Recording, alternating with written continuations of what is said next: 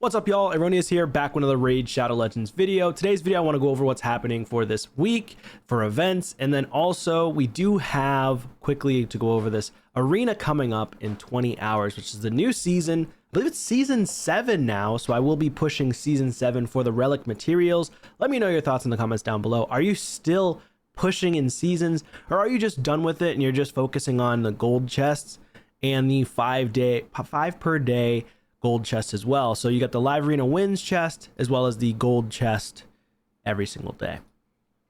Are you still pushing for that?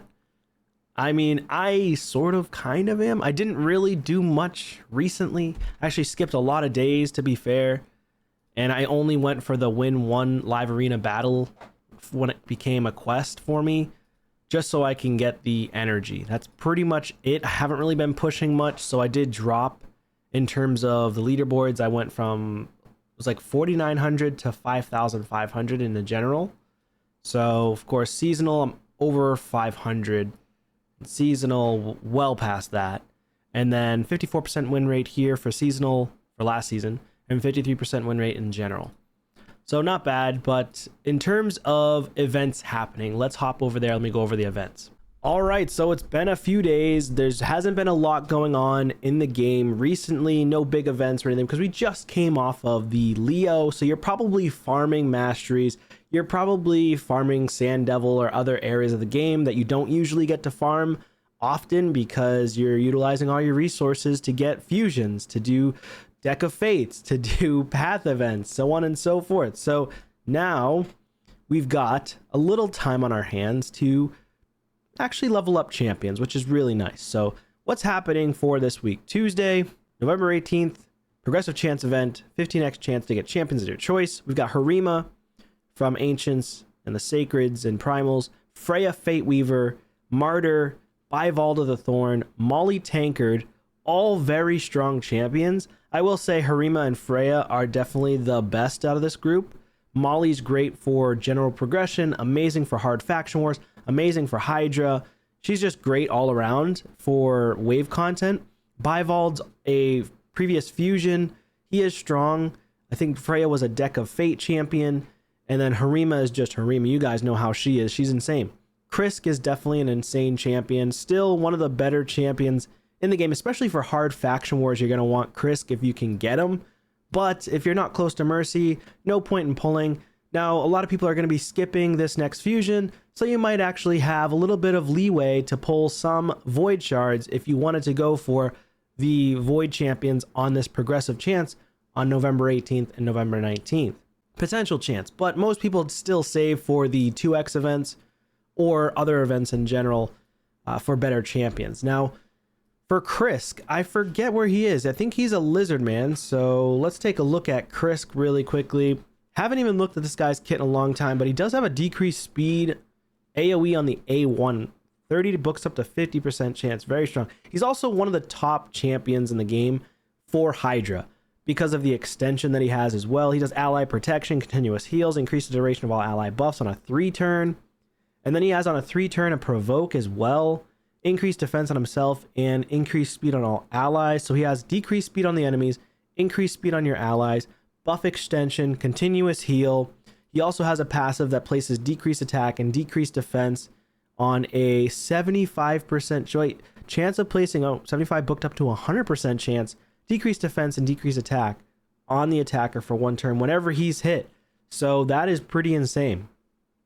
And at the start of the round, he places a buff on all allies, a shield buff equal to 50% of his max HP. This is the highest shield buff I think that gets placed in the beginning of a round in the game. So that's really, really cool. So very, very strong champion still. A lot of people are going to go for him. Then we've got Solus. Solus is a Knights Rev champion.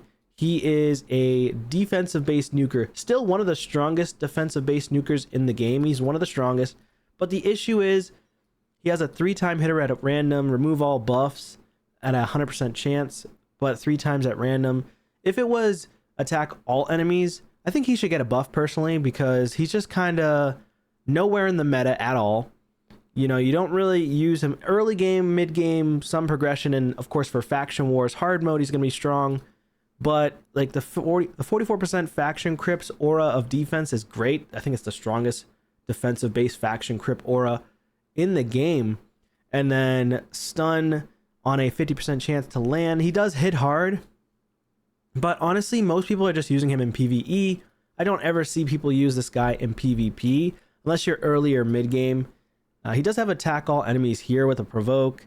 Places a shield on his champion for 2 turns equal to 30% of the damage inflicted on a 4-turn cooldown though. So it's a very long cooldown. So honestly, I think he should get a buff. That's just my personal opinion, just in terms of revamping his kit a little bit. Make this an attack all enemies. Keep this attack all enemies, but drop it down to a 3-turn. And then you can keep this the same as well, or give him a double hit on this. I think a double hit would be nice, just to make him a little bit more viable in every area of the game. Maybe even change this defensive faction crypts from 40% in faction crypts to like 35% in all battles or something like that, or even 40% in all battles since he's void legendary. Then we've got Angar. Angar is an orc, so he keeps getting buffs. Actually, I think he maybe got 1 buff, and plays an extra hit now, which is pretty strong, and it does an extra hit if the enemy has a provoke. So it's okay. He does a little bit harder hit on this ability, reflect damage, counterattack on himself on a 3-turn. I mean, he does a reflect damage on all allies and a counterattack on himself. 75% chance of placing a provoke on them for 2 turns. I mean, it's kind of like Molly Tankard. So Molly has a 50% chance. He has a higher chance to place provoke for 2 turns instead. He's very strong again for PvE, but for PvP, again, early mid game great, but end game not that great. He's just not insane. I don't see him ever. Then I personally wouldn't pull for him. If you were to pull for someone, you should go for Krisk on the 18th, tomorrow. And then on the next day, which is the 19th, we've got Stultus. Great champion for DPS in endgame. He's great for PvP. And then he's great for the faction crypts. He's also great for Dragonheart 10 soloing. Sun Wukong is someone you can get at the beginning of the game if you just do an access code, or a promo code rather. Moto of the Peel, okay champion. I mean, personally, I wouldn't go for him. I think he's just okay. Then Goffred, Brassclad, very strong for the dwarfs, places block damage on an ally if they're like gonna die or if they take too much damage. And then Highkeeper Prisma is from the High Elves. So if we were to look at the Moto dude, Moto is over here. He's okay. Attacks enemy 2 times, decreased defense, stun on 75% chance, place an extra hit on enemies under stun if Esme is on the same team. So he's a pairing with Esme, the fusion in the past. And Esme is really strong, by the way. Then this one attacks all enemies, ignore shield. Damage increases by 75% attacking enemies under stone skin. So, which is interesting. If this attack removes 1 or more stone skin buffs, grants an extra turn. I don't really love this, so ignore shields, but doesn't ignore stone skin. It just does more damage to stone skin. So this is a guy that you could possibly put in the blessing for cracking roots to try to get more damage on the stone skin, to hopefully grant an extra turn, and then maybe kill someone with like the A1 or with the AoE, with the ear splitter. But I haven't really seen him effectively work in practice personally. So that's why I don't really like him that much, because his damage just isn't there. And then for voids, we're looking at Tramaria.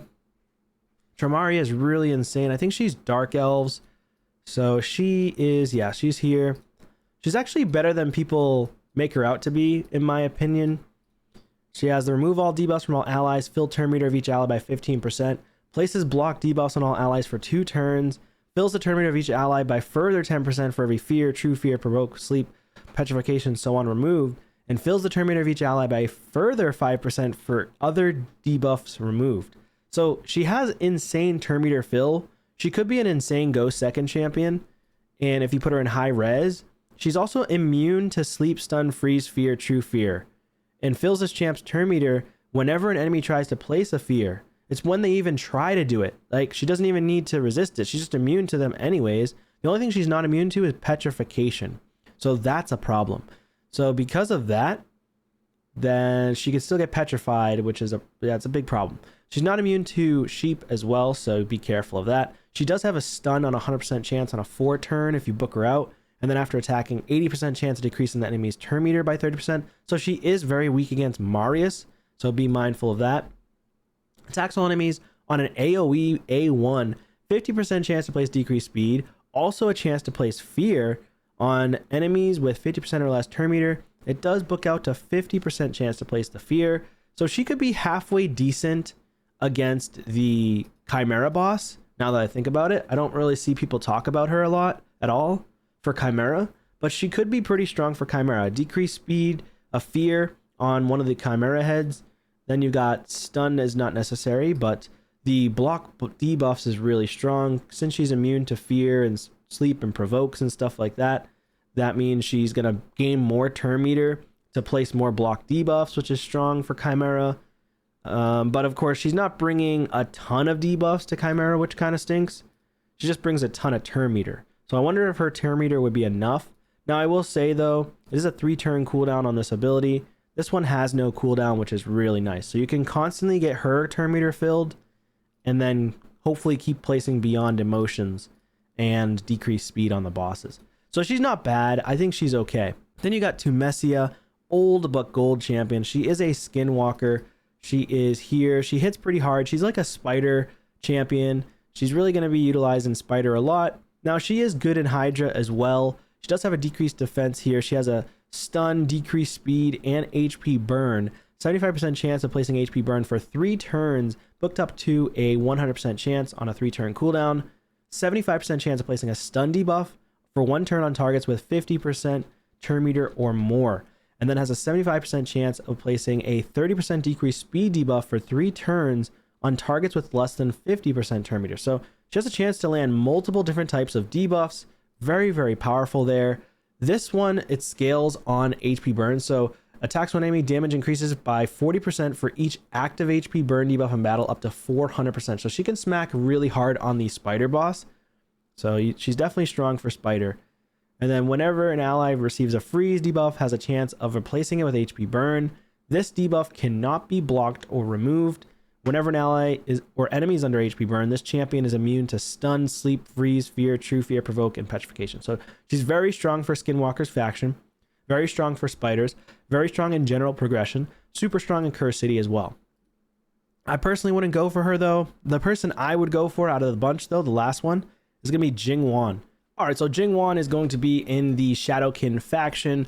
He's insane since he received a buff. Transfers all debuffs from this champ to the target. Also, 50% chance of placing a stun debuff for 1 turn. He's an HP-based damage dealer. Well, he's not like a huge damage dealer, but he's decent at damage, not crazy. Personally, you want to build him with high res. You want to try to get him to help your team take more turns. So, first hit has an 80% chance of removing all buffs from all enemies. Attacks 2 times. Second hit has an 80% chance of decreased accuracy and decreased crit damage, and place a strengthen. So the goal is to try to allow your team to get a turn basically with this guy. So champ's immune to all the CC debuffs besides sheep. And then at the end of each enemy or ally turn, remove all fear, true fear, freeze, provoke, sleep, stun, petrification debuffs from all allies and place the block debuffs for 1 turn on allies who have them removed on a 4-turn cooldown. It is a long cooldown, but I think it's necessary because it would be kind of broken. This one here attacks all enemies, 75% chance of increase in duration of all debuffs by 1 turn, and places block active skills and block buffs as well. He's a very, very powerful Chimera champion. So this guy's insane in Chimera. He has the decreased accuracy and decreased crit damage and strengthen for trials. Also block active skills and block buffs for additional trials. And then is immune to all these debuffs, which is insane.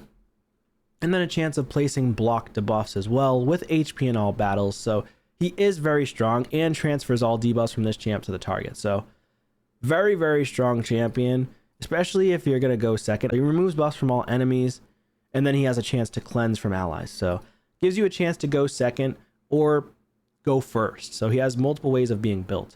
If you were to go on either day, on the 18th, I would go for Krisk if I were to pull. On the 19th, I would go for Jingwan. Those are my thoughts. Let me know your thoughts in the comments down below. Are you going to be pulling for these events, or are you going to be saving your shards for the future fusion, maybe for Christmas or other. Thanks so much for watching, and I'll see you on a video soon. Take care.